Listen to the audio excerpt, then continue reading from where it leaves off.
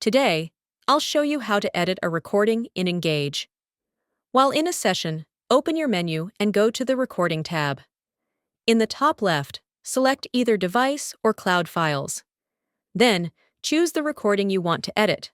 Click on it, and select Load. In the Load Recording menu, select Edit Recording. You'll see two options: Replace Main Voice and Edit Avatars. To replace the main voice, click Select a new audio file.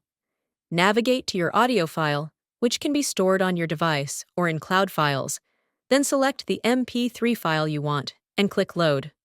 You'll return to the Replace Main Voice menu, where you can either cancel or replace audio.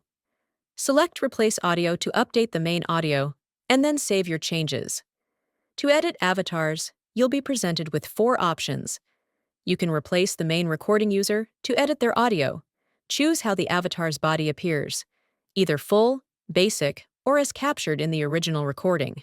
Decide whether to keep or remove the user's interactive effects, and choose whether the avatar itself is enabled in the recording. After making your changes, save the recording either by overwriting the existing file or giving it a new, unique name. Once saved, you can load the edited recording from the menu at any time. And that's it.